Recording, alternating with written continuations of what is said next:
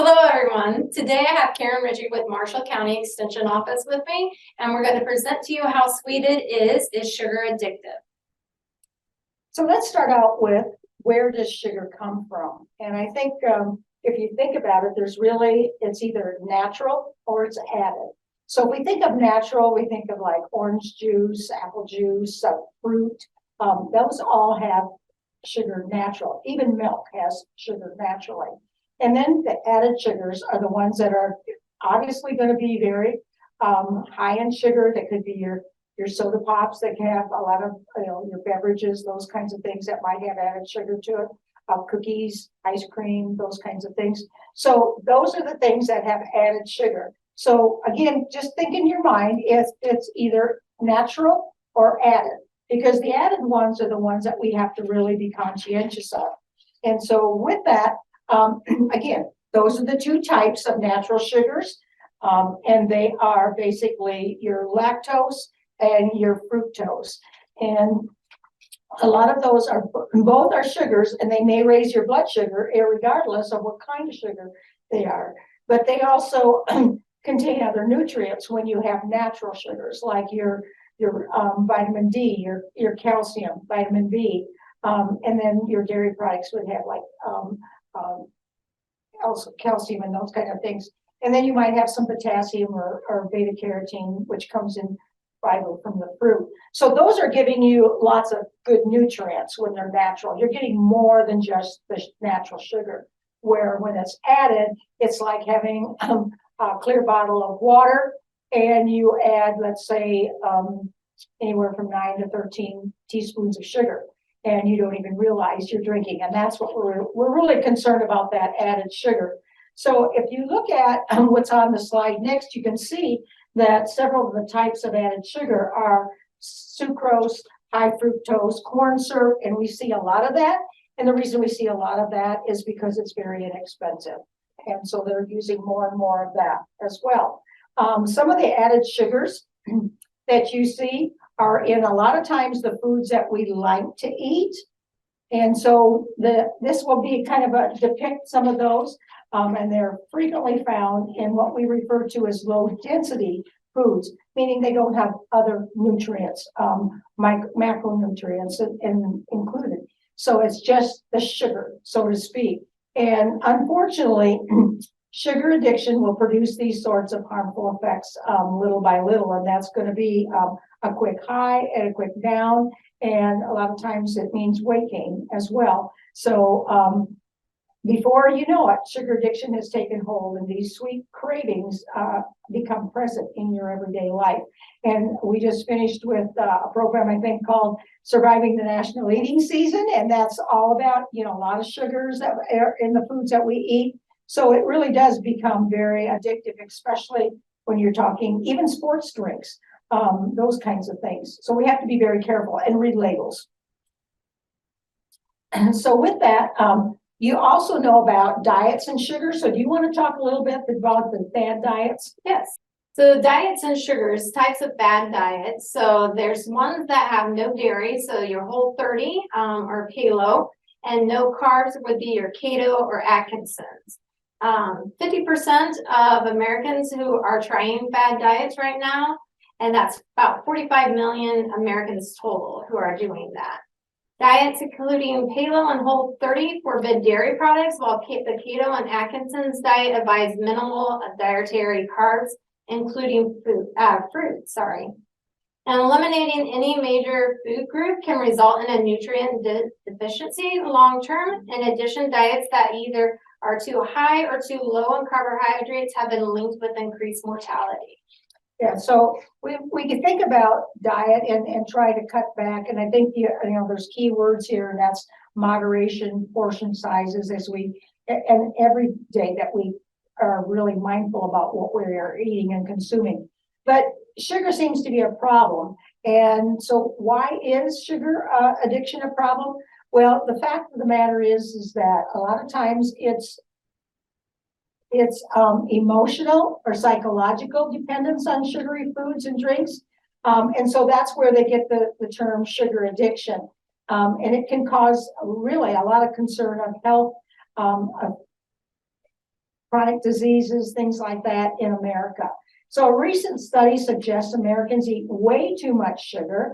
Approximately 75% of Americans eat excess amounts of sugar, many of whom could be classified as having a sugar addiction. So, when we talk about that, it's like, oh, that's not a term. It actually is, because this next slide really perpetuates that whole sugar addiction. So if you look at the circle in the top left, this is kind of how it is, a perpetual cycle. You eat the sugar, you like it, you crave it, and has addictive properties. So then it goes on to the second cycle, and then your blood sugar levels really spike. That means your dopamine is released in the brain, and that equals addiction, okay? So then you have a mass insulin secreted to drop your blood sugar levels. And then because you had a high and now you're coming back down. So then that leads us to step number 3, which is in your lower right-hand corner. And that is where your blood sugar levels actually fall very rapidly. And this causes high insulin levels to cause immediate fat storage. And so that's where all that weight gain comes from. And your body begins to crave the loss for sugar high. I mean, you think, okay, I really felt good. Now I want more of that. And unfortunately, you step over to the cycle number 4, which is your hunger and cravings. And that low blood sugar levels causes release of appetite and cravings. And thus the cycle is actually repeated all over. So you can see it's a high, down, and then it's like, I need more. So then it goes back into craving more sugar. So what sugar does to the body, if you want to explain that? Yep, sure. So you eat the sugar, and then the insulin spikes occurs in your liver, and it turns the sugar to fat. As the liver releases sugar into the bloodstream, your blood pressure rises. Similar to heroin, dopamine levels in the brain surge, and then high insulin causes glucose levels to plummet, and your body gets tired and asks for more sugar to offset the imbalance, and then it starts the cycle again. So when you think about this and we say addictive, I think the next slide will actually show how people do develop a sugar addiction. Again, we talked about the sugar consumption. It can actually create a short-term high and spark of energy in your body. Some studies have suggested sugar is as addictive as cocaine. And people often enjoy the dopamine release that the sugar actually brings, and that's why it becomes very addictive. So due to the addictive natures of sugar, that's where long-term health effects actually enter into it, like obesity or diabetes. And these are the risk factors of sugar overindulgence.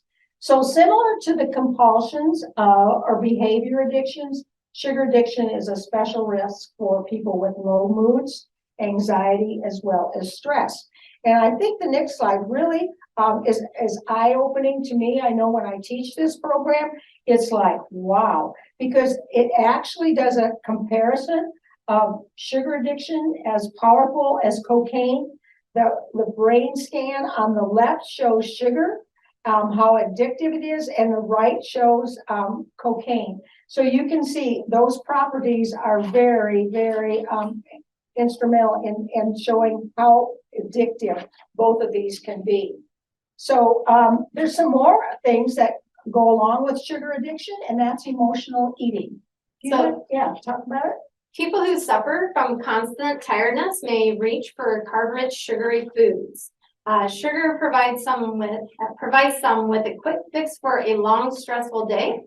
People who are enduring breakups or other emotionally stressful situations often turn to chocolate or pints of ice cream to comfort themselves during that difficult time. And then eventually there's a little control over avoiding sugary foods, and a sugar addiction has developed. So I have heard in our office many a time, I got to have chocolate. I got to have chocolate. I need that. And that's what they're referring to. Just like if you have a bad day, what's your go-to food, so to speak. And so that's one of the things when it comes to those kinds of anxiety or powerful addictions. So another addiction, sugar addiction, is, and it relates to binge eating. And I think those are one of the things that's people probably don't talk about, but it's eating too much and too rapidly, and then feeling guilt and shame and disgust. And this can include a focus on sweets for the same effect of binge eating of non-sugary foods. It's all that emotional regulation and self-medication, so to speak. So it's very critical to remember that food, especially sugar, is a short-term fix for emotional conditions. It's not going to affect, it's not going to resolve anything for long-term. Our next slide is sugar addiction and anxiety. So anxiety and sugar cravings have a direct relationship. So eating disorders like binge eating or anorexia occur for underlying reasons. Oftentimes, the person suffering such disorders is struggling for psychological and emotional reasons. Stress eating is a common example of the relationship between eating disorders and anxiety. And sugar consumption is commonly associated with stress eating. Yeah, I think there's a lot goes hand in hand, and we have to think about going into the holiday season. All of this could be a factor for overeating. Stress, because we're stressed about, maybe it's family relations, maybe it's spending too much money, whatever. But that emotional stress causes us to think of something to eat and put in our mouth. And unfortunately, a lot of times it's sugar. So is there hope? And absolutely there is hope. Your addiction to sugar and refined foods, obviously research shows that it is powerful, but it has shown that your body and your brain can be freed from this addiction very quickly, which that's a good thing. But if you take the right steps, and we're going to talk now about some of those steps that can hopefully within 1 to 2 weeks break that pattern. So the first step is remove all sugar and processed foods from your house. And I think if you look through your cabinets, you'll find that in your pantries, in your kitchen, all those sugary drinks, that would be the easiest thing to go. Maybe it's even sugar-coated cereal. Maybe it's snack bars, yogurts. And I want to kind of explain the yogurt part, because Greek yogurt is really good. It's high in protein.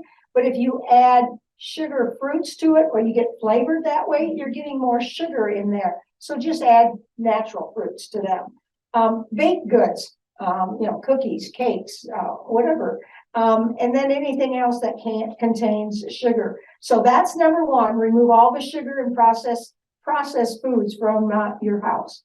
Number two? Number two is to eat breakfast that is a balance in macronutrients. So eating a breakfast meal that includes healthy sources of the 3 macronutrients: carbohydrates, protein, and fat. And protein is really good if it's high in protein, because it lasts longer for you. Yes. So you don't get as great a craving to be hungry.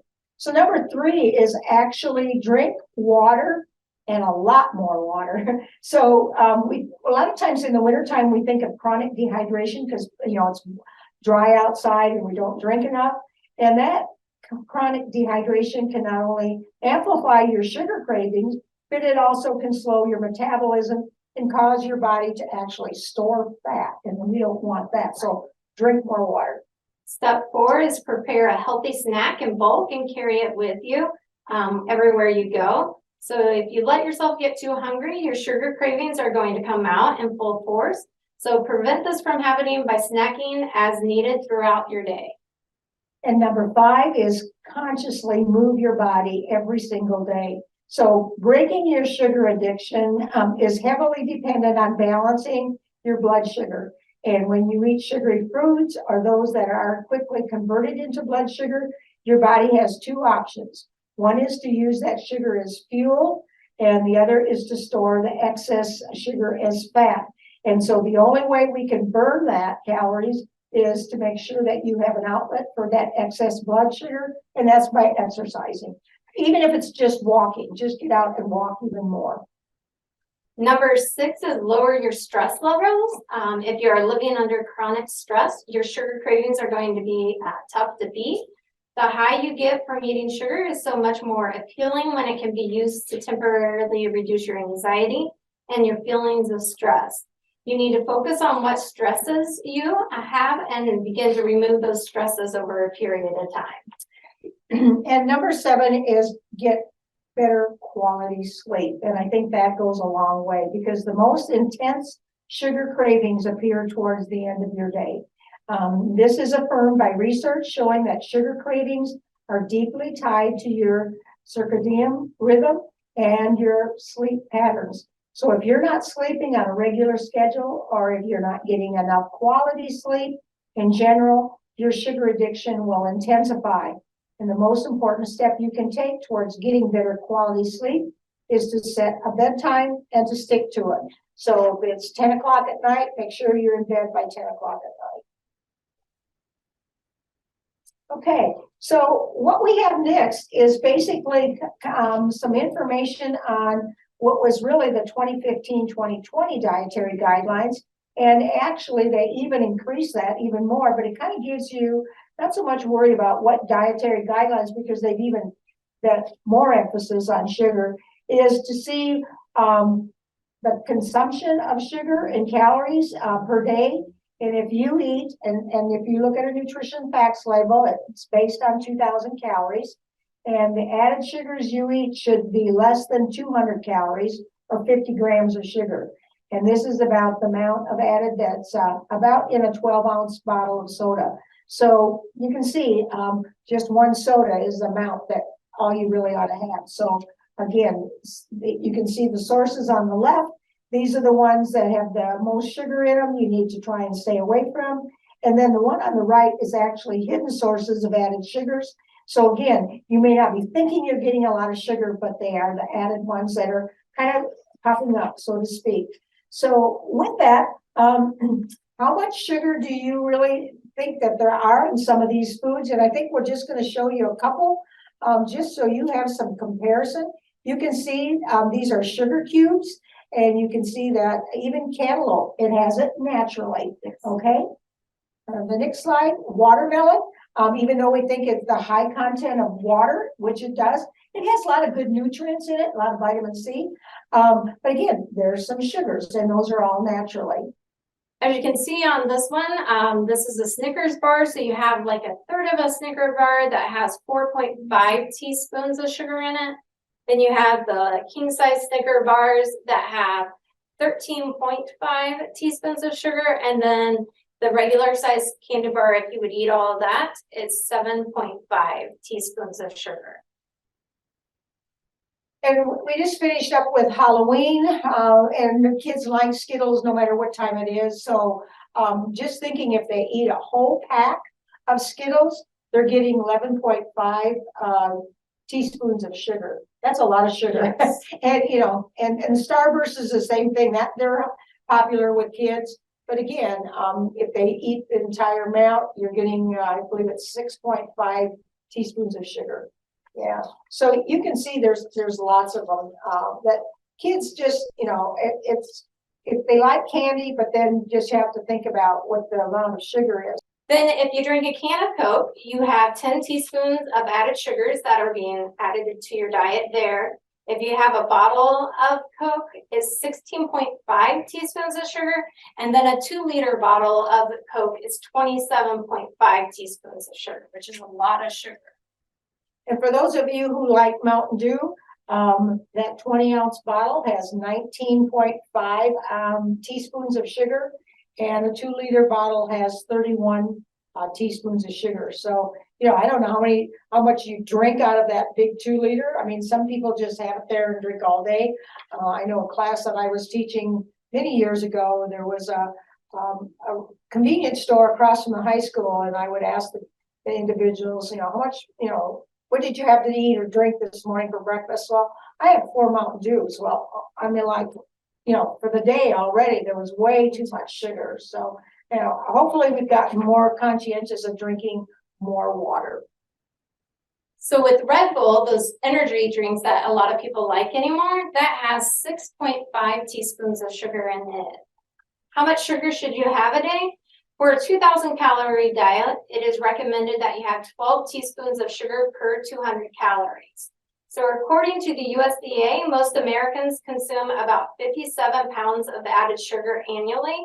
The average adult eats about 152 pounds of sugar every single year, which is quite a bit of sugar. That's a lot of sugar. That's a lot of sugar. No wonder there's a sugar addiction when what happens. So now we're going to play a little game with you, and which has more sugar, ketchup or mustard? So if you would think in your mind which has more, and we'll go to the next slide to tell you which has, which is the ketchup. Mustard is a better choice than ketchup because it has only a tiny amount of sugar. So if you're on the fence about whether to put ketchup or mustard on your burger or your hot dog, this might help you decide. Which has more, a Boston cream donut or a mocha frappuccino? The mocha frappuccino has more sugar as it has 42 grams per 12 ounces. If you really have to decide, this has more than 3 times the sugar than an indulgent chocolate-covered cream-filled donut. You're better off with a plain cup of coffee and add a square or 2 of dark chocolate, and you'll get your caffeine fix and still satisfy that sweet tooth without too much sugar being added to your calorie intake for your diet. And you'll save a lot of money. Yes. You will save a lot of money. So the next one is, which has more, a jarred tomato sauce or strawberries? And if you think about that, definitely the jarred tomato sauce is going to have 7 grams per half cup. So if you use more than a half cup on your pasta, on your spaghetti sauce, you're going to have to take that times 7. So there is actually about 3 times the amount of in a cup of strawberries, and most triple the calories. So that meaning that the tomato sauce has that much more. But you can't put strawberries on your pasta. So instead you make your sauce with fresh tomatoes or canned or crushed ones, and you'll exactly know what's in it instead of buying the bought kind. The next slide is, which has more, mayonnaise or creamy salad dressing?